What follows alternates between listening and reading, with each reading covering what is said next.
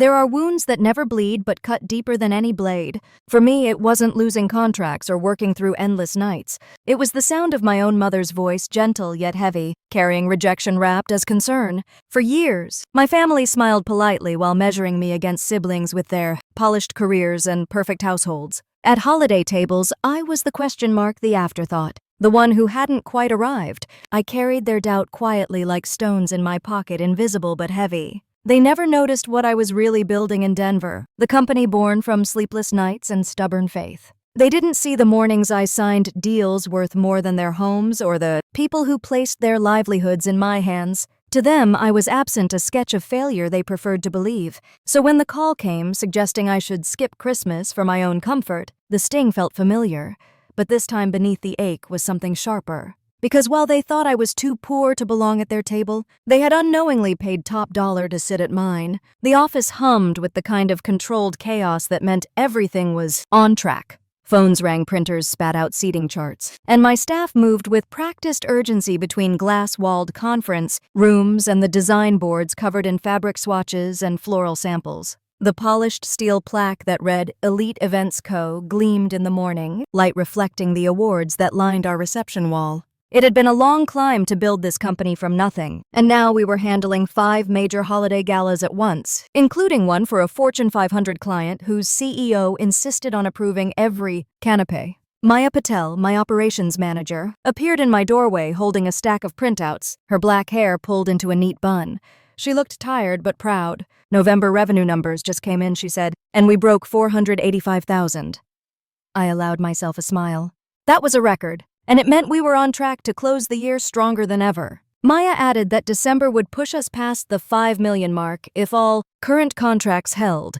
Before I could reply, my phone buzzed on the desk. I glanced at the screen and froze. Mom. We hadn't spoken much lately, not because of any fight, but because silence had become easier than the constant reminders that I was the odd one out in the Monroe family. Still, I answered. Her voice was soft, hesitant. Lily, honey, about this year's Christmas party. She paused as though rehearsing what came next. Aunt Helen volunteered to host at a fancy downtown hotel. You know, it's all the extended family, everyone doing well. Jake with his Google job, Rachel with Tom's growing dental practice. Another pause, longer this time. Maybe you should skip this year. Focus on whatever it is you're doing. You still haven't really settled down like your siblings. The words hit harder than I expected. I straightened in my chair, staring past the sleek monitor on my desk to the floor-to-ceiling windows, framing the Denver skyline. From here I could see the very building where we leased an entire floor, yet my own mother believed I had nothing to show for my life. So I'm not invited to the family Christmas, I asked quietly. It's not that she rushed to say. I just think it might be uncomfortable. Everyone is talking about careers, houses, kids. I don't want you to feel left out. I bit the inside of my cheek until I tasted blood, keeping my voice even. I understand, Mom. Have a good party. Before she could respond, I ended the call. My hand shook slightly as I set the phone down. The irony pressed against my chest so hard it almost made me laugh. Out there, my staff was creating celebrations for governors, athletes, billionaires. Inside my own family, I was still the one who hadn't figured life out. Maya lingered at the door, reading my expression. Bad news, she asked. I forced a smile that fooled no one. Just family things. They think I'm struggling. Her eyes softened with concern, but she didn't press. Instead, she flipped through the folder in her hands. Okay, so for the Whitman Christmas party, we need final confirmation on the champagne. Order. They want the vintage upgrade, which will add about $8,000 to the total. The name caught me. Whitman, I repeated. Yes, Helen Whitman. She booked through Sarah Kim, you remember, Maya said. Not noticing my sudden stillness, she's been very particular and wants the most exclusive experience we can provide. A chill ran through me. Aunt Helen, my own family's holiday party. The one I had just been uninvited from. They had hired my company under someone else's name without ever realizing. I sat back in my chair, the city glittering behind me, hurt warred with something sharper, something that felt like the beginning of a storm. My family thought I was too poor to sit at their table, yet they were paying top dollar for the magic I created every day. Maya finally looked up from her notes and frowned. What is it, Lily? I shook my head slowly, still piecing it together. Nothing you need to worry about. Just make sure the Whitman event gets every ounce of perfection. I'll handle the details personally. She nodded, trusting me, and stepped out to brief the team. I stayed behind, staring at my reflection in the glass. For the first time in years, I felt the old ache of being underestimated twist into something new.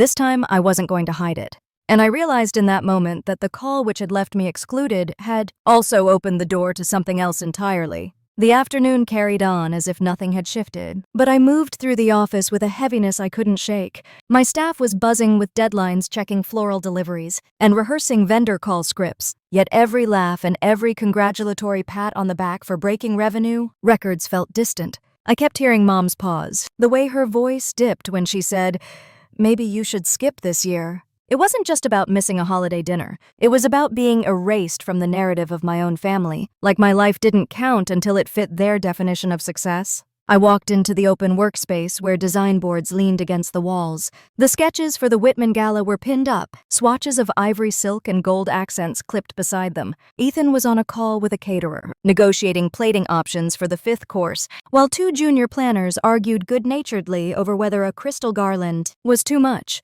They didn't notice me watching, but I saw it clearly. This company was my legacy, the family I had built for myself. These people trusted me, believed in my vision, and gave everything they had because they knew their efforts mattered here. My phone vibrated again, this time a text from Dad. "Just checking in," he wrote. "Hope you're doing okay." I stared at the words, trying to decide if he knew what Mom had told me. Maybe he did. Maybe he was the same San who always deferred when Mom made choices, keeping peace by keeping silent. I didn't answer. Instead, I went back into my office and closed the door. The skyline was darkening, Denver glowing with early holiday lights strung across rooftops. The city didn't care if I was invited to a party. The city knew me as the woman who could transform a ballroom into something unforgettable, the woman who never missed a deadline, who had grown a team from 2 assistants in a rented basement to 18 full-time employees on an entire floor downtown. I thought of Jake with his smug grin at Christmas past, handing out expensive bottles of wine and dropping casual references to Google perks. I thought of Rachel's careful pity, how she always asked if I needed help paying rent even after I stopped renting years ago. And I thought of Aunt Helen insisting on control, spinning herself into the center of every family gathering, convinced her wealth gave her the right to decide who belonged. The irony made me want to laugh and cry all at once. They had hired my company for the very party I wasn't worthy to attend. They would toast beneath chandeliers. I approved, eat from menus I designed, and marvel at an atmosphere crafted by the niece they had dismissed. I leaned forward, resting my elbows on the desk, letting the weight of that realization settle into me. It hurt, yes, but beneath the hurt was something sharper. A spark of satisfaction. They thought I was invisible, but soon they would walk through a world I had created down to the smallest detail. The call had ended with me on the outside, but maybe, just maybe, that was exactly where I needed to be to watch everything unfold. I asked Maya to bring me the Whitman Christmas file the next morning. She hesitated, chewing the inside of her cheek the way she always did when she was uneasy, but she returned within minutes with a thick binder. She set it gently on my desk as though it contained explosives. The cover sheet bore the name Helen Whitman in bold, along with Sarah Kim's signature. Sarah had been coordinating with us for years, often for her charity clients and society friends. Helen must have thought going through Sarah instead of me would keep everything under her control. I opened the binder. The event was booked for December 22nd, 14 days away, at the Grandview Plaza Ballroom. 85 confirmed guests, a $35,000 budget. Premium package including a string quartet, specialty cocktails, and a 5-course dinner. Notes from Sarah were clipped to the side. The client wants sophisticated family gathering, elegant but not flashy. I am very concerned about maintaining a proper social image. I flipped to the guest list. My stomach tightened. Every Monroe name was there. Mom and Dad, Jake and his wife, Rachel and Tom, even distant cousins I had not seen in years. And then a long list of Helen's wealthy friends, most of whom I remembered from previous parties where I was introduced quickly and then ignored.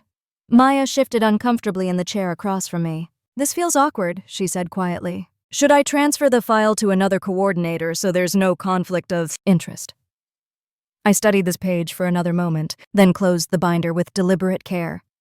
"No, I'm going to handle this personally." Her brows lifted, but she nodded. She had worked with me long enough to know when I had made up my mind. Not an hour later, my phone rang again, this time Dad's number. I stared at it before picking up. His voice was low and hesitant. "Lily, your mother told me about Christmas. Maybe we should reconsider." I could hear Mom in the background. "David, don't. It's for the best." He sighed into the receiver. "Never mind, honey. We'll talk soon." The line went dead, leaving me holding the phone in silence. The memories rushed in without invitation. Christmases when I was younger, standing awkwardly by the tree while Jake handed out expensive gadgets to cousins and uncles. Rachel gushing about Tom's growing practice while people asked when I would finally find a real job. Aunt Helen leaned in close with her perfume so strong it made my eyes water, whispering that I just needed to find my path and not worry so much about falling behind. The pats on the shoulder from Jake, meant to be affectionate but landing like small insults. The sympathetic looks from Rachel, her eyes soft with pity. Every year I swallowed it, convinced the only way to belong was to stay quiet. I pushed the memories back and returned to the binder. Sarah had annotated a call with Helen. The client wants the most exclusive upscale event. Money no object. I want to impress my extended family, cannot risk any drama or complications. Needs to maintain absolute control, so that was it. Helen had booked through Sarah to keep me out of the loop, to guarantee her perfect version of Christmas without the inconvenience of including me. She wanted every detail polished, every guest dazzled, while erasing the niece she considered an embarrassment. I closed my eyes and drew in a steady breath. My fingers traced the embossed cover of the binder. They thought they had neatly sidestepped me, but all they had done was place the entire celebration in my hands. When I looked up again, Maya was still waiting, her face a mixture of loyalty and unease. "Are you sure?" she asked softly. "Yes," I said. "This event will be handled by me." She nodded once and stood. "I'll inform the team." When the door closed behind her, I leaned back in my chair and looked out over Denver. The skyline shimmered with early winter light, sharp and unyielding. They had written me off again. But this time they were about to walk into a world of my making, one where I would decide what they saw and how they saw me. The file sat on my desk, heavy with possibility, and I realized the balance of power had just shifted. For the first time, I was no longer the one on the outside. I spent the next few hours combing through every page of the Whitman file until the details blurred together. Vendor quotes, rental agreements, floor plans, and menus spread across my desk like puzzle pieces. I highlighted the margins, circled names, and made notes in the quiet shorthand only my staff would understand. The deeper I went, the clearer it became that Helen had spared no expense. She wanted the family to believe she was the pinnacle of sophistication. She was determined to dazzle and, in doing so, erase any trace of imperfection. At some point, I leaned back in my chair and rubbed my temples.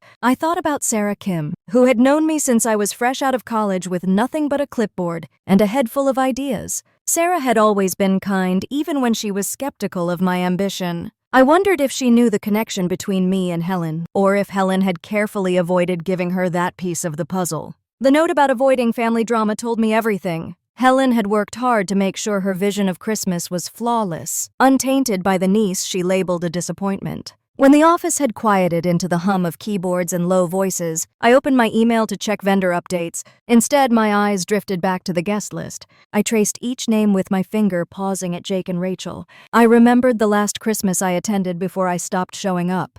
Jake had clapped me on the back, asked if I was still trying out that party planning thing, and then laughed when I said it was becoming serious. Rachel had leaned in with a smile that felt like pity, whispering that maybe someday I would find a nice steady job.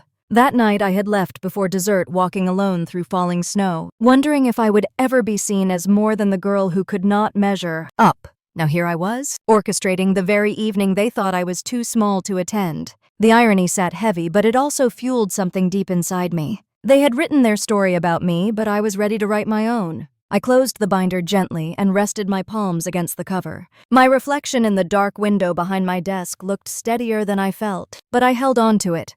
They wanted a perfect event without complications. What they were going to get was the truest mirror of all. At 3 a.m, my loft was quiet, except for the glow of my laptop and the occasional hum of the refrigerator. From the outside, the building looked like another sleek downtown condo, but for me, it doubled as a war room. My home office overlooked the city lights, the glass walls reflecting my own tired face as I scrolled through Helen's social media. Post after post of last year's Thanksgiving spread, captions about gratitude paired with $1,000 centerpieces. Summer photos at her country club, her manicured hand resting on a wine glass. Status updates dripping with condescension about guiding less fortunate family members toward stability. Every photo screamed performance. Every word confirmed what I already knew.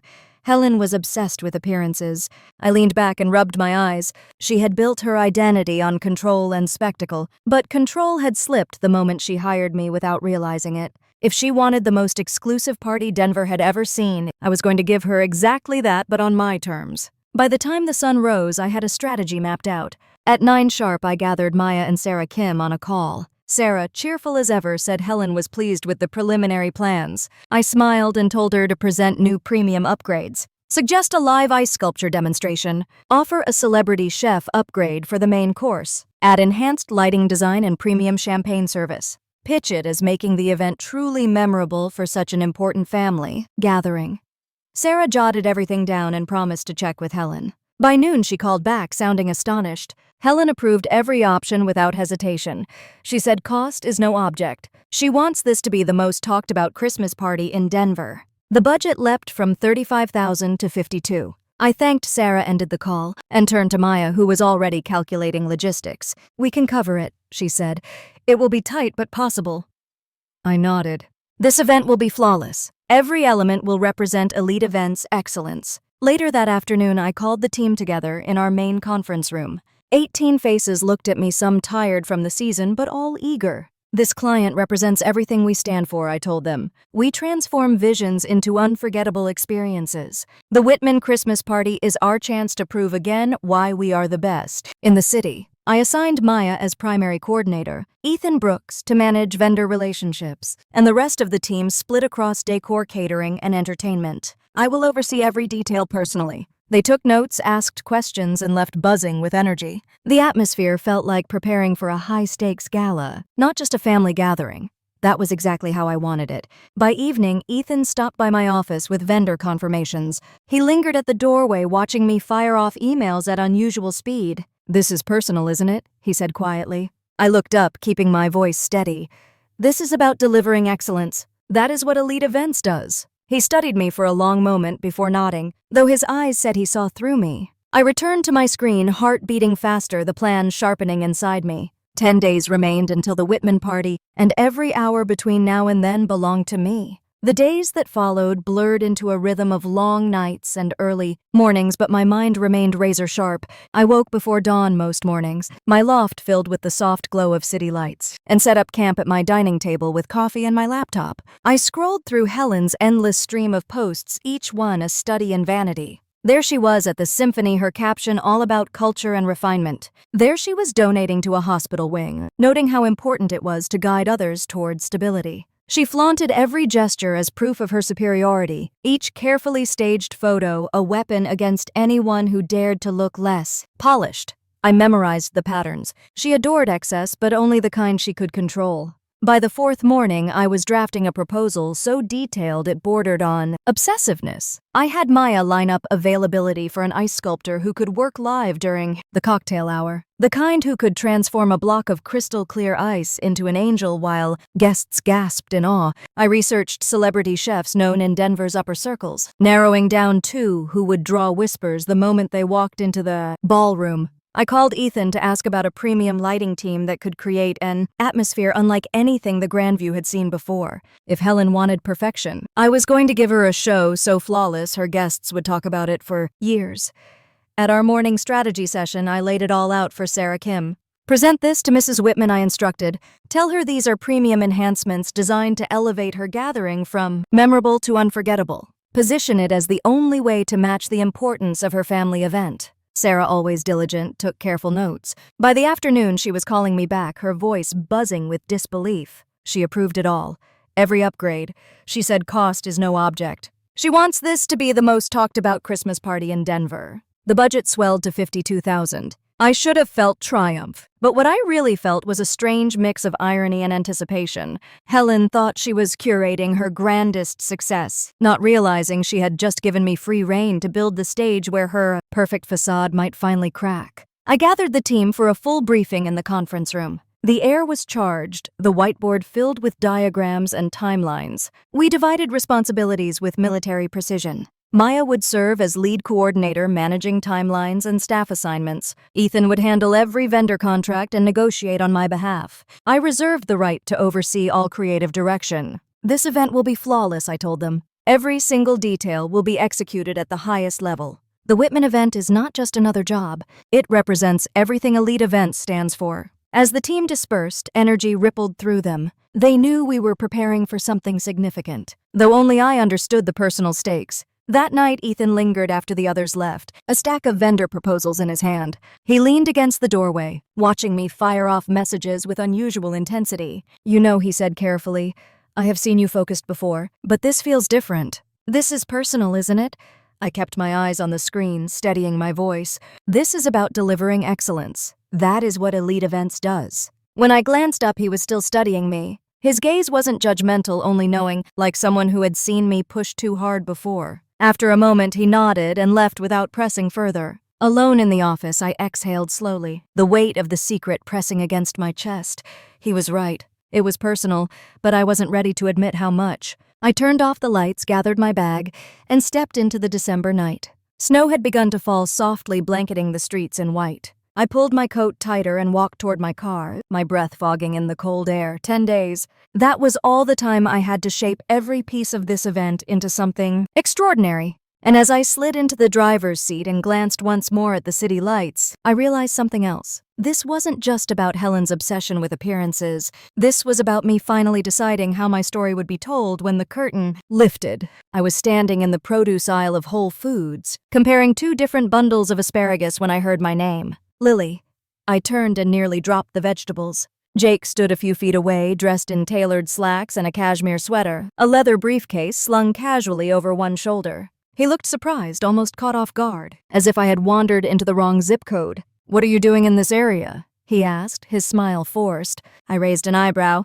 "Shopping." "You meeting a client nearby," he said quickly. He shifted his weight, glancing at the organic apples as though they might save him from the awkwardness settling between us. The silence stretched. Finally, he cleared his throat. "Look about Christmas." Mom explained the situation. "Maybe it's better this way. You know how these family things can be. Lots of talk about careers' achievements. We didn't want you to feel out of place." Something sharp rose in my chest. "Feel what?" "Jake, poor, unsuccessful. Like I don't belong with my own family." His face flushed. "That's not what I meant. We just thought you might be more comfortable not dealing with all the career talk. Comfortable being excluded because you've decided I'm a failure."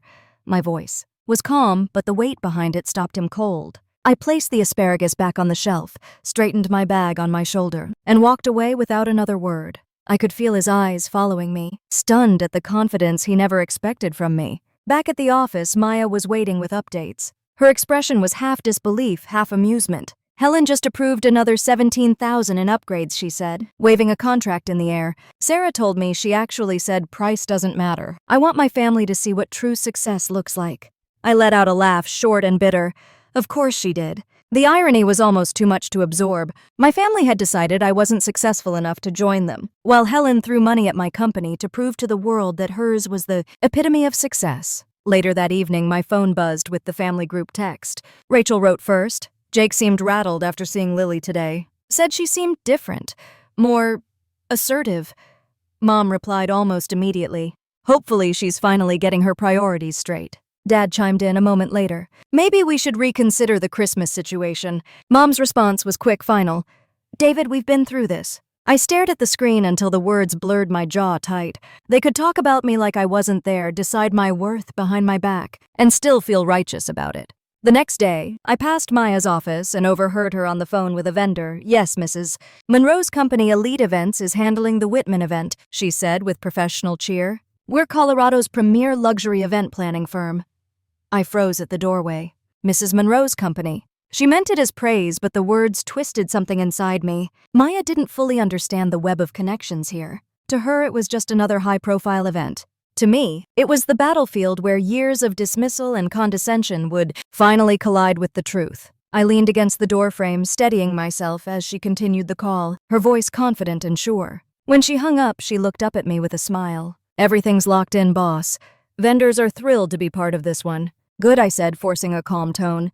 "Make sure it stays that way." She nodded and went back to her work, unaware of the storm gathering behind my eyes. 7 days remained until the Whitman Christmas party, and the pieces were falling exactly into place. That night I lay awake in my loft, staring at the ceiling while the city pulsed outside my windows. The encounter with Jake replayed over and over, his awkward half-smile, his fumbling excuses, his insistence that it was better this way. Better for whom? For him. So he didn't have to explain to colleagues or friends why his sister didn't fit the polished Monroe image. For my mother, who could sip champagne in a gilded ballroom without worrying I might embarrass her with the truth of who I was. Every word Jake had spoken crawled under my skin, each one a reminder that my own family believed exclusion was an act of mercy. I remembered the last time I had sat at a family holiday table. The conversation had ricocheted around about promotions, new cars, real estate investments. When it came to me, silence stretched until someone finally asked if my little business was still keeping me busy. Their polite smiles told me they weren't asking out of interest. They were indulging me as if I were a child describing a hobby. I smiled back, pretending it didn't sting. I didn't realize then how deep those cuts would go, how they would calcify into something sharper with every passing year. The irony of it all pressed so heavily against me I had to get out of bed. I padded barefoot to the kitchen, poured a glass of water, and looked at the Whitman files spread across my dining table. Helen's voice seemed to echo from those pages. Price doesn't matter. I want my family to see what true success looks like. My pulse quickened. If only she understood that success was already standing in front of her. Not the kind you flaunted with brand names or inflated budgets, but the kind that built itself from sleepless nights, from stubborn determination, from risking everything when no one else believed. The next morning, I walked into the office with a calm so steady it unnerved even me. My team greeted me with cheerful updates, but beneath their voices I sensed their curiosity. They could feel my intensity. They whispered about how focused I had become, as if something more than business was driving me. They weren't wrong. At noon, Maya came in with more paperwork. Helen added another specialty cocktail request, she said. Sarah told me she wants something unique, something that will make her guests talk about it long after the party. I smiled faintly, a smile that felt nothing like joy. We'll give her exactly what she asked for, I said. Maya tilted her head. Boss, are you sure you're okay? I met her eyes and held them. I've never been more certain of anything. She nodded, though I saw the flicker of unease before she left. When the door shut behind her, I leaned back in my chair, fingers pressed together.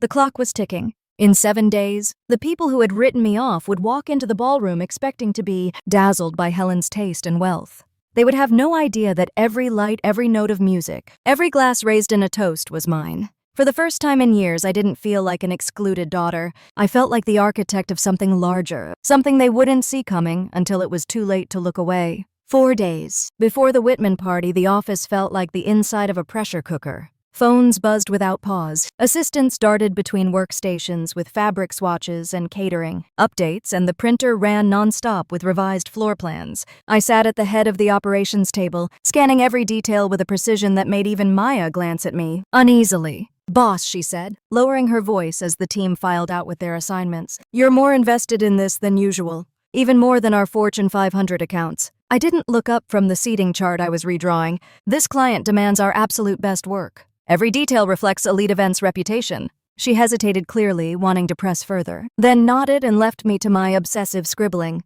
That afternoon, I drove to the Grandview Plaza for the final walkthrough. The ballroom was still empty, the chandeliers dimmed, but I could already see it alive in my mind. Victoria Stone, the venue manager, walked beside me with her clipboard. Crystal chandeliers here, polished until they gleam, I instructed, pointing toward the ceiling. Tables draped in white linens with gold runners. A string quartet staged in the corner, angled, so sound carries across the dining floor but never overpowers conversation. The premium bar along that wall top shelf, spirits only. Ice sculptures positioned at each entrance, carved live during cocktail hour so guests feel the impact as they arrive. Victoria scribbled notes as quickly as she could. I walked the length of the room, stopping at each mark on the floor plan, reworking placements by inches until the symmetry felt perfect. In the center of the room, I paused and gestured wide. I want flawless execution. Every guest interaction, every visual element should reflect absolute excellence. Victoria studied me for a long moment. In 15 years managing this venue, I don't think I've ever seen a planner take such personal oversight, Mrs. Whitman must be incredibly important to you. I let the silence hang before answering. Let's just say this client will receive exactly what she's paying for. She smiled politely, though I saw curiosity flicker in her eyes. Back at the office, we finalized the menu: Colorado lamb with roasted root vegetables, artisan breads from a local bakery, a champagne selection imported directly from France, and handcrafted desserts plated like artwork. The florist sent mock-ups of upgraded centerpieces, white roses with gold-painted tips surrounded by winter greenery. The quartet emailed a repertoire tailored to include both classic carols and elegant string adaptations of modern pieces. The photographer confirmed delivery of a new lens designed to capture ballroom light without distortion. Maya entered my office again that evening with her laptop. Vendors are confirmed. Staff schedules are locked. Everything is running smoothly. Though the budget has ballooned past $52,000, I glanced at the numbers and shrugged. She said cost was no object. Maya sat across from me, watching closely. "You're pushing harder than I've ever seen. What's driving this?" I leaned back, folding my arms. "Our reputation. That's all." She gave me a look that said she didn't quite believe me but chose not to argue. Later, while checking final deliveries, my phone buzzed with a text from Rachel. "Jake mentioned you seemed upset about Christmas. We're not trying to hurt you, Lily. We just want everyone to be comfortable." I stared at the screen until the words blurred. My thumb hovered, but I didn't reply. Instead, I took a screenshot, slid the phone face down on the desk, and went back to reviewing linen samples. Comfortable. That word stuck with me, looping in my head. They wanted their comfort more than they wanted my presence. It was easier for them to erase me than to face the discomfort of who I had become. As the office emptied and the building lights dimmed, I remained at my desk, surrounded by sketches, contracts, and glowing monitors. The hum of the city outside mingled with the quiet certainty building inside me. 4 days remained until the Whitman party, and every piece of it now carried my signature. By midnight, the office was nearly silent, the hum of the HVAC system filling the empty spaces where my team had been hours earlier. I stayed behind, walking slowly between the long tables where sketches of floral designs and lighting grids were spread out. Each page carried a note in my handwriting, small arrows and instructions that no one else would understand the way I did. My hands trailed lightly over the paper as if I could absorb the certainty of my own decisions. The Grandview Plaza contract sat open on my desk. I flipped through the pages again, stopping at the clauses that outlined liability and client responsibilities. Helen's signature was neat and practiced, pressed into every line as though she was signing a performance. She had no idea the performance was already mine. I pulled out the seating chart once more, studying the clusters of names. There was the family table front and center, with Mom and Dad listed neatly beside Jake and Rachel. I imagined them laughing, unaware that every glittering detail surrounding them had been orchestrated by the person they considered unworthy of sitting beside them. The thought filled me with something jagged and electric. My phone buzzed on the desk, breaking the quiet. It was an email from Victoria Stone confirming the final lighting test for the weekend. Attached were photos of the ballroom washed in warm gold, the chandeliers refracting beams that looked like falling stars. For a moment, I simply stared at the images, letting the perfection of it sink in. This was what I lived for, this transformation of empty space into something transcendent. And this time, the audience wasn't strangers. It was the people who had never believed in me. I leaned back in my chair, exhaustion tugging at the edges of my body, but adrenaline refusing to let go. I thought again about Rachel's text. "We just want everyone to be comfortable." The words pressed against my ribs until I felt breathless. Comfort had become their shield, a way to disguise exclusion as kindness. They didn't want me there because my presence unsettled the story they told about themselves. I closed the laptop and sat in the dark for a long moment, the city lights glittering through the glass. In 4 days, the doors of the Grandview would open. The music would begin, and the people who dismissed me would step into my world. They had taken me out of their story, but they were about to walk into mine. 2 days before the Whitman party, I felt the first ripple of trouble. Maya knocked on my office door, her laptop tucked under one arm, her expression uneasy.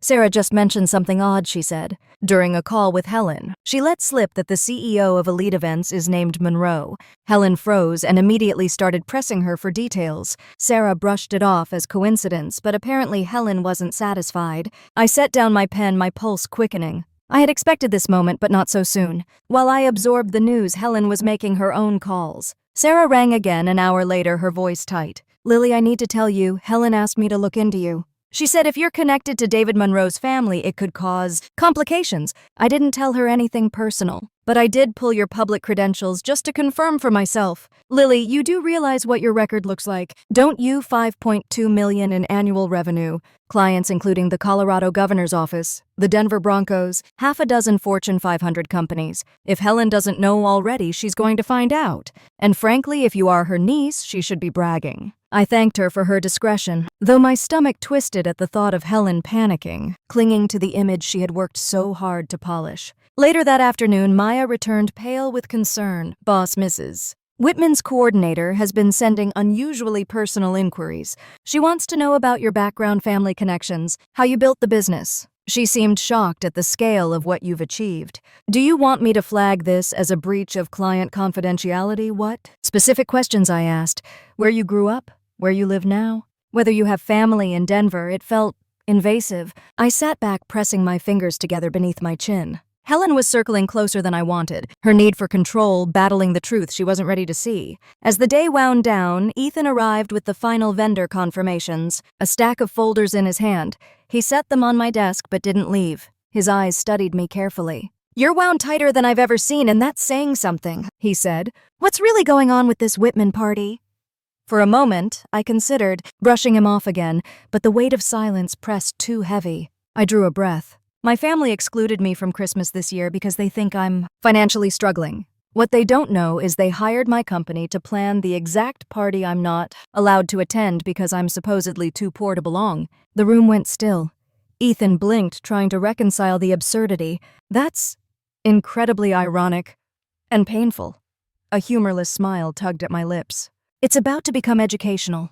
The following morning, the tension crystallized. The main line rang and Maya intercepted as always. Helen's voice was unmistakable, sharp and demanding. "I need to speak directly with your CEO, Lily Monroe." Maya kept her tone even, following every protocol we had drilled into staff. "She's currently in client meetings. May I help you?" "This is urgent," Helen pressed. "I need to confirm something. Is she related to the Denver Monroe family?"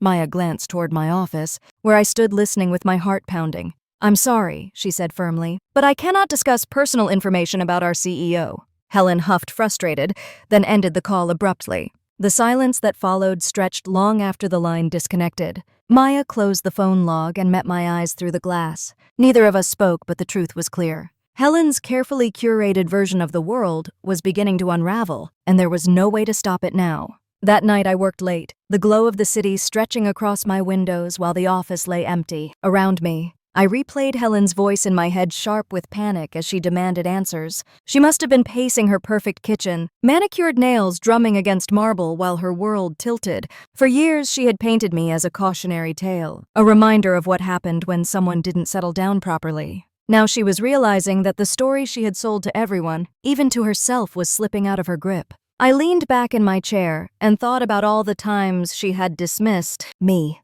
When I was 22 and waiting tables while building my first client list, she had shaken her head with a smile that wasn't kind. When I moved into my loft, she told Mom it was foolish to waste money on downtown living. Every choice I made was cataloged as proof that I was lost. And yet here I was, running the very company she entrusted with her most prized social display. The thought should have made me feel vindicated. Instead, it left me restless. I closed my laptop and paced the length of my office, the carpet soft under my bare feet. I wondered how far she would go to keep control. Would she cancel the event if she discovered the truth before it began? Or would pride force her to go through with it, smiling at her guests while quietly unraveling inside? My phone buzzed with a message from Maya. She was still unsettled by the call. "Boss, are you sure you want to continue without addressing this with her?" I typed. Back quickly. Yes, she wanted perfection. We'll deliver it. I slipped the phone into my pocket and returned to my desk. The weight of what was coming pressed heavy against me, but underneath it was something steadier. For the first time in years, I felt the balance shifting. Helen was no longer in control of the story. I was. Outside, snow had begun to fall, quieting the streets below. I watched it drift past the glass, soft and unrelenting, covering the city in silence. In 2 days, the doors of the Grandview Plaza would open, and the people who had doubted me would step inside a world I had built from the ground up. Helen could ask every question she wanted, but soon enough she wouldn't need answers. She would see them with her own eyes. December 22nd, 4 o'clock sharp, I stepped into the Grandview Plaza through the service entrance, my elite events badge clipped neatly to my black dress, hair pulled into a sleek chignon. The ballroom was still in pieces, but the hum of my team filled the space with certainty. Technicians adjusted rigging, the quartet tuned instruments. Florists carried in crates of white roses and gold-tipped greenery. I moved through it all with a tablet in one hand, clipboard in the other, checking off each step with quiet precision. By 4:30, the chandeliers blazed to life, scattering light across linens already smoothed onto tables. The Winter Wonderland vision emerged exactly as I had mapped it, gold runners, catching the candlelight crystal glasses glinting in neat symmetry, floral arrangements standing tall like frozen gardens. The ice sculptors began their work at the entrance, their chisels ringing against the blocks, a rhythm that made my pulse steady. The bar team rolled in their carts of top-shelf liquor, bottles aligned with military sharpness. I walked past, noting the chilled Dom Perignon, the rows of cut crystal ready for pouring. The lighting crew tested the custom rig, bathing the ceiling in warm gold with subtle snowflake patterns falling across the walls. Guests would feel transported before the first toast was ever raised. At 5:30, footsteps echoed across the marble. Helen swept in wearing a $3,000 gown, diamonds dripping from her ears, her smile wide with expectation. She greeted Victoria Stone with effusive delight. "This exceeds every expectation," Helen gushed, spinning slowly to take in the scene. "Your event coordinator deserves the highest praise.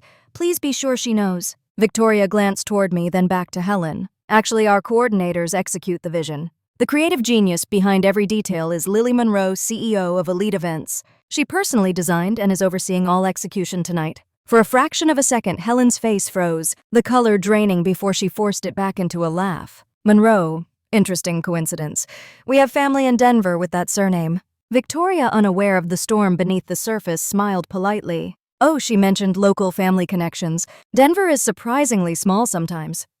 Helen's laugh cracked a little. "Probably different Monroes entirely. The ones I know aren't exactly in these social circles." I watched from a distance, the clipboard held steady against my chest. Her eyes flicked toward me, once recognition fighting denial, then slid away. She turned back to Victoria, piling on compliments until her voice sounded too bright. By 6 o'clock, the guests began to arrive. My family entered among the first wave, their coats taken at the door, their steps slowing as they absorbed the grandeur. Jake wore his expensive casual uniform, open collar, and smug ease. Rachel walked in with Tom, their designer outfits polished to perfection. Mom and Dad followed, Mom's pearls catching the light, Dad adjusting his tie as though trying to look like he belonged. I stayed by the coordinator station, my team swirling around me, every move purposeful. They mingled, laughed, and accepted cocktails without the faintest idea that I was directing it all. Professional pride burned in my chest as I watched everything unfold seamlessly, but underneath it lay a deeper ache. They were enjoying the world I had built while believing I was unworthy of standing beside them. I walked across the room to check the progress of the ice sculptors. Guests gathered to watch as angels emerged from the blocks of ice, wings catching the golden light. My staff moved flawlessly, serving hors d'oeuvres and topping champagne flutes without a pause. It was perfection, the kind I lived for, yet the weight in my stomach grew heavier. As I directed the positioning of the second sculpture, I overheard my mother's voice behind me, low but clear. She was speaking to one of Helen's wealthy friends, her tone smooth with practiced humility. "We're so grateful Helen includes us in these sophisticated gatherings," she said. "Some family members, well, not everyone has found their footing in life yet." The words sliced through me. My hands tightened around the clipboard, the corners digging into my palm. For a moment I couldn't move, couldn't breathe. As the music of the quartet swelled behind me and the chatter of satisfied guests filled the ballroom, I turned my head slightly, just enough to see her smile politely at her companion, oblivious to how deeply those words could wound. My vision blurred with heat, but my expression never cracked. I signaled the sculptors to continue, my voice steady, though something inside me trembled. The night was only beginning, and already the walls between who they believed I was and who I had become were starting to crumble. I steadied my breath and forced myself to keep walking, clipboard tucked against me as if it were armor. My team looked to me for direction, unaware that my mother's words had just landed like a blade. I circled back toward the entrance, checking the lighting again, making sure the snowflake projections remained crisp against the ballroom walls. My hands moved, my voice carried, but my chest throbbed with the echo of her sentence. Some family members hadn't found their footing. Guests continued to arrive in clusters, the air buzzing with expensive perfume and the rustle of designer coats. I stood at the edge of it all, invisible and essential at the same time. From across the room, I caught glimpses of Jake gesturing broadly, clearly retelling a work story to a small circle of Helen's friends. Rachel leaned in at another table, her smile polished, her husband nodding at every detail she offered about their practice's success. My father looked a little lost, standing beside my mother as she floated from group to group with her carefully practiced charm. Every part of the room was alive with elegance. I had chosen the faint shimmer of gold thread woven into the linens, the scent of white roses mixed with cedar, the music rising and falling with perfect restraint. I should have felt triumph watching it come together, but all I could feel was the pull between two selves, the professional who delivered perfection without faltering, and the daughter who had been written out of her own family story. I slipped into the back hallway for a moment, resting my head briefly against the cool plaster. The muffled music reached me even there, reminding me that the night was in motion unstoppable. I thought of Helen's face earlier, the flicker of recognition she had swallowed with forced laughter. She had known, at least part of her had known, but denial was her armor. The same armor my family wore when they pretended my life didn't measure up. Straightening, I pushed the ache back down and returned to the ballroom. The photographer caught my eye and I nodded approval as he captured the first sweep of images, the chandeliers glowing above polished smiles. I moved toward the bar where the staff poured champagne with clockwork rhythm, their trays perfectly balanced.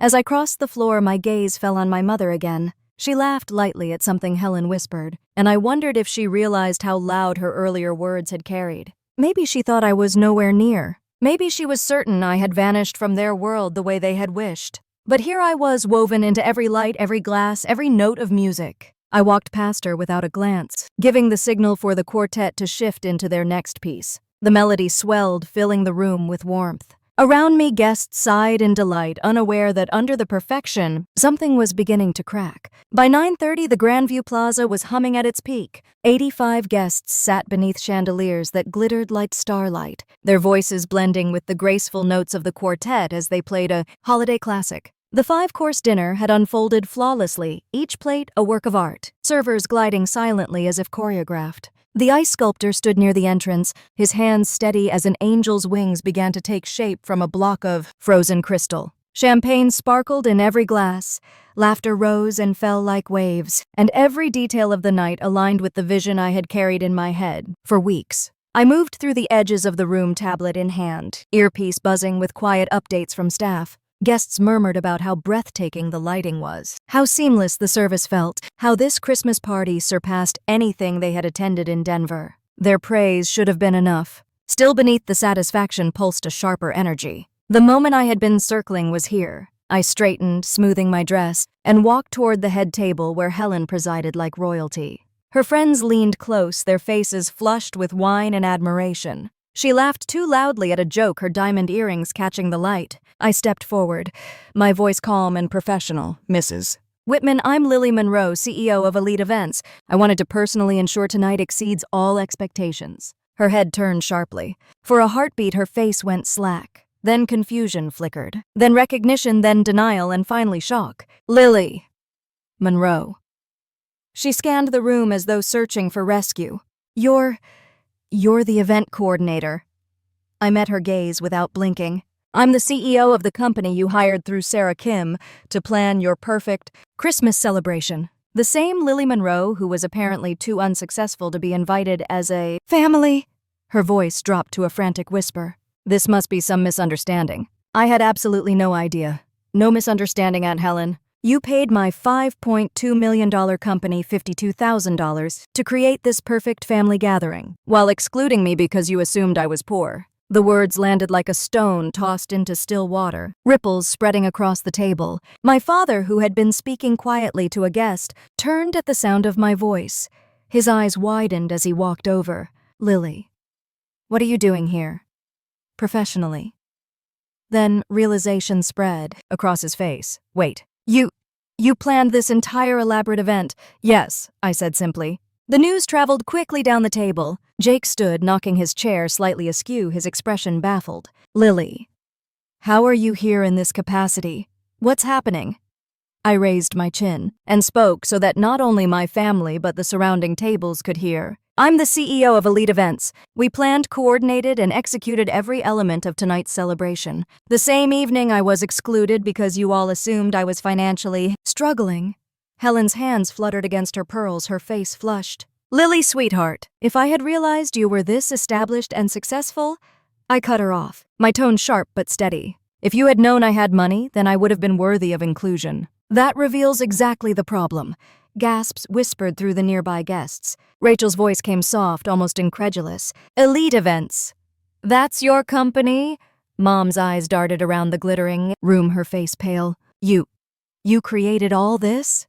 She looked at the ice sculptures, the quartet, the towering arrangements of roses and cedar, as though seeing them for the first time. The conversation at surrounding tables faltered. Helen's wealthy friends leaned in, sensing drama they could not ignore. Family members sat stiff, their smiles fading as the weight of the truth pressed down. The party continued around us, but the air at the head table shifted, the elegance now laced with unease. I stood in the center of it, calm, unshaken, finally visible in the very space they had once decided I did not belong. The silence around the table stretched so long it became louder than the music. The quartet played on, but their polished notes felt like background to the storm that had just broken open. Helen gripped the edge of the tablecloth, her knuckles white, her practiced smile trembling at the corners. "You can't mean this," she whispered, her eyes darting nervously to the guests nearby who were already whispering. "Surely there's been a mistake." I kept my voice even. The only mistake was assuming I was too insignificant to be part of this night. Yet here we are, surrounded by the work of the person you left out. Jake stepped closer, his face pale. "Lily, why didn't you tell us? Why keep all this a secret?" I turned to him, the calm holding, because every time I tried, no one wanted to hear it. You all had already decided who I was, a struggling dreamer, someone without a future. So I stopped explaining and started building. Rachel's fork clattered against her plate. She shook her head slowly, as if trying to piece together a puzzle that had been in front of her all along. "All these years we thought you were barely getting by. And the whole time you were—" Her eyes moved around the ballroom, wide with disbelief. "This—" My mother's lips parted, but no words came out. She glanced at Dad, her eyes pleading, but he only looked at me, his expression heavy with something like shame. Helen tried again, her voice sharper, brittle with desperation. "Lily, please. If you had known I had money," I interrupted, my tone cutting clean, "then I would have been worthy of inclusion." "That's what you're saying, isn't it? That my value to you rests in the size of my bank account, not in who I am?" Her mouth opened closed, but no defense came. Around us, conversations had slowed to a hush. Even Helen's wealthiest friends leaned forward, fascinated by the spectacle unraveling inside a night that was supposed to cement her reputation. I felt the heat of their stares, but stood tall, steadying myself against the ache in my chest. For years I had been silent, pushing the weight of dismissal down until it hardened. Now it was spilling into the open, raw, and undeniable. My father finally spoke, his voice rough. "You built all of this." "Yes," I said quietly, "every piece of it. And you never thought to ask, not once." The sculptor's chisel struck ice in the distance, sending a shard clattering onto the marble floor. The sound carried through the stillness like a bell tolling. Helen's hand trembled as she reached for her glass, her diamond bracelet catching the light. "We only wanted what was best for the family," she whispered. Though her voice lacked conviction, I looked directly at her. "What you wanted was control, and tonight you lost it." The words landed hard. No one at the table moved. The chandeliers sparkled overhead, illuminating every stunned face, every hushed whisper spreading through the room. And in that fragile silence, I knew the evening had shifted forever. The ballroom glowed with warmth and elegance, yet the table where my family sat felt frozen in place. Conversations nearby dimmed as guests sensed tension. The quartet's music filling gaps no one at the head table dared to cover. My relatives sat stiff, eyes shifting between me and one another, as if trying to make sense of what they had just heard. Helen leaned forward, her voice trembling but loud enough to draw attention. "Lily, sweetheart, I genuinely had no idea you were this established. If I had known your level of success—" I held her gaze, my tone even. "Established, I have been building elite events for 7 years. You hired Colorado's premier event planning company while believing your own niece was too poor to attend the very celebration you wanted to showcase." The air tightened. Jake stepped forward, his usual confidence stripped away. His hand rubbed at the back of his neck as if searching for words. "Lily, we had no idea you had built something this substantial. You never communicated the scale of your achievements." I let out a quiet breath. "I stopped sharing because you stopped listening. For 7 years, every time I mentioned work, someone changed the subject or made assumptions. You decided who I was and stopped discovering who I actually became." The words hung between us, heavier than the chandeliers above. For once, no one tried to laugh it off. Maya appeared at my side with her tablet, her timing precise. "Boss, tonight's event revenue totals $52,000. It's your highest single event achievement. Also, Mrs. Stone would like to schedule meetings about an exclusive Grandview Plaza Partnership. Victoria Stone herself approached graceful in her professionalism. Mrs. Monroe tonight has been extraordinary. The Grandview Plaza would be honored to discuss ongoing collaboration with Elite Events.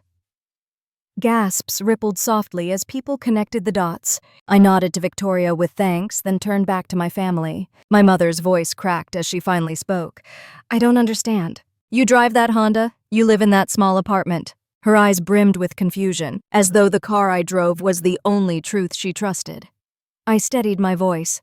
I drive a 2019 Honda Civic because it's reliable and environmentally responsible. I live in a $2.8 million downtown loft that I purchased with my earnings. And I volunteer for 3 nonprofits because to me, success means contributing to the community, not just accumulating wealth. Her mouth closed, but tears slipped silently down her cheeks. Around her, whispers grew louder. Helen's friends leaned close to one another, realizing the woman who had hosted them was unraveling under the weight of her own prejudice. Tom Clark, Rachel's husband, whispered to her in disbelief. Your sister owns a multi-million-dollar company. Rachel's hands shook, slightly as she adjusted her napkin. We had absolutely no idea about any of this. My father finally rose, his eyes damp, his face heavier than I had ever seen. Lily, I owe you much more than an apology. I've been a terrible father for not knowing my own daughter's remarkable achievements. I let distance and pride blind me to who you became. For a moment I could not speak, the old ache of wanting his recognition pressing against the present reality. When I found my voice, it came out steady, quiet, but clear enough for the family to hear. Tonight you'll remember how perfect this celebration was. You paid premium pricing for Elite Events because we are Colorado's finest event planning firm. But none of you believed your own family member was capable of building something this successful. The question is, what does that reveal about how you see me and how you define worth? No one answered. The music swelled, champagne fizzed in glasses, and yet the room felt utterly still. My words lingered in the air, a truth too sharp to be smoothed over, impossible to ignore. The weight of silence pressed on all of us, though the rest of the ballroom carried on as if nothing had shifted. Waiters glided past with trays of Petits Fours, the quartet slid gracefully into another carol, and cameras flashed as the photographer captured moments that looked flawless on the surface.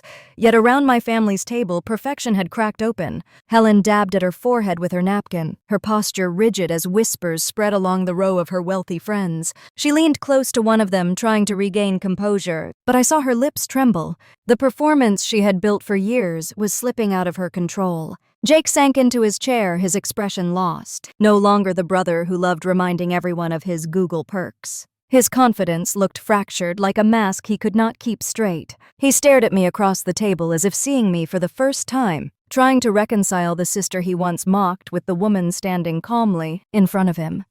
Rachel avoided my eyes, her hands twisting in her lap. Tom whispered something to her again, but she only shook her head slowly. Her face shifted between pride and shame, 2 emotions battling inside her at once. My mother clutched the stem of her glass so tightly I thought it might break. The tears had stopped, but she looked stunned, adrift in a reality she had never bothered to imagine. My father's hand rested lightly on her shoulder, though his gaze stayed fixed on me, remorse etched deep into his features. All around us, extended cousins and distant relatives sat frozen. Some whispered in astonishment, others simply stared, watching the spectacle unfold. For years I had been invisible, the family's quiet disappointment. Now every eye was on me, and there was nowhere for them to hide from the truth. I stood a little straighter, letting the silence linger long enough for the weight of it to settle. Every detail of the night shimmered in the corners of my vision, the chandeliers, the roses, the sculptures gleaming with frost.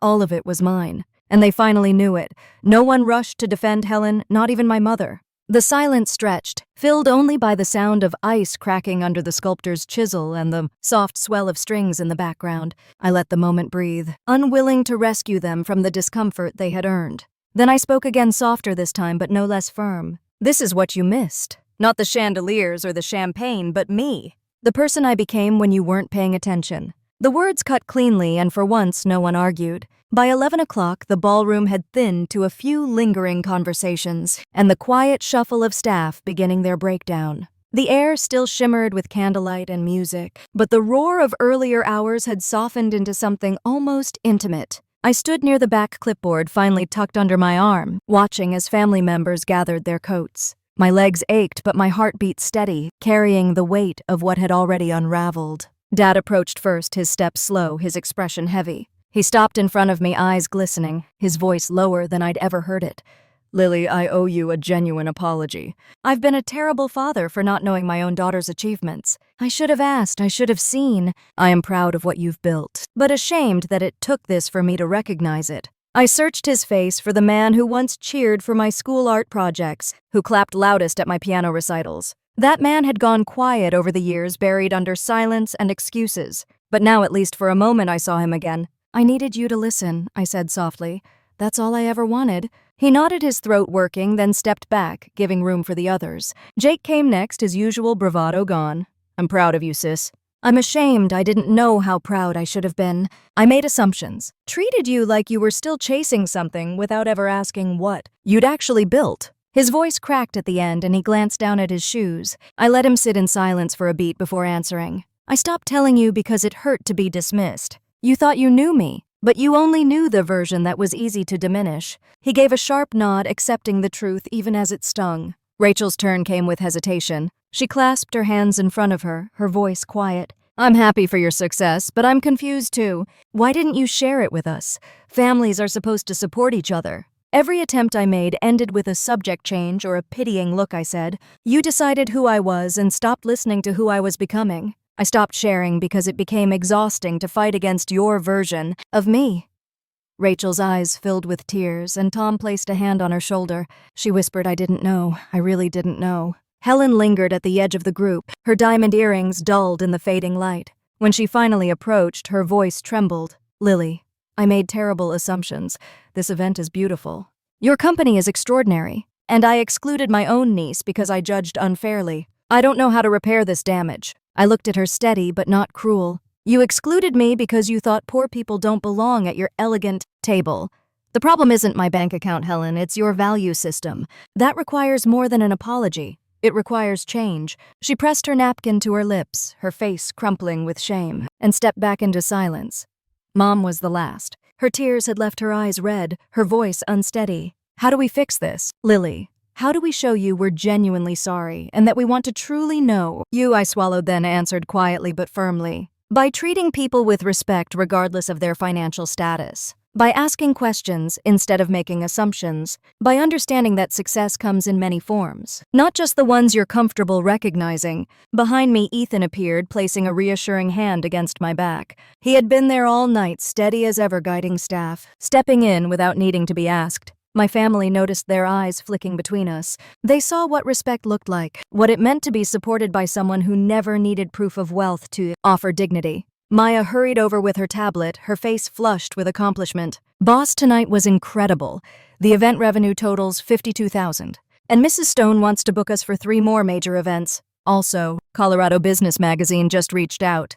They want to feature elite events in their Rising Stars issue." I gave her a nod, pride settling over me like a calm wave. As the staff packed up the last of the linens and the chandeliers dimmed, I walked toward the exit. My heels clicked against the marble, each step echoing. I paused at the doors and glanced back at the ballroom, now scattered with empty glasses and fading laughter. "I built this company to create perfect moments for families," I said quietly, more to myself than anyone else. Tonight I created a perfect learning moment for mine. 1 week later, my phone buzzed with messages that made me pause mid-coffee. Jake wrote, "Family dinner Sunday. I'd love to learn about your business." Really learn this time, not pretend to listen? Rachel sent, "Can you teach me about entrepreneurship? I think I've been playing too safely with my career potential." Dad wrote, "Your mother and I want to visit your office. We should have asked years ago." And finally, Helen, her words halting but sincere, "I've been reflecting on our conversation. Would you help me plan a charity event for the food bank? I want to use my resources more meaningfully." I stared at the screen for a long moment, then smiled.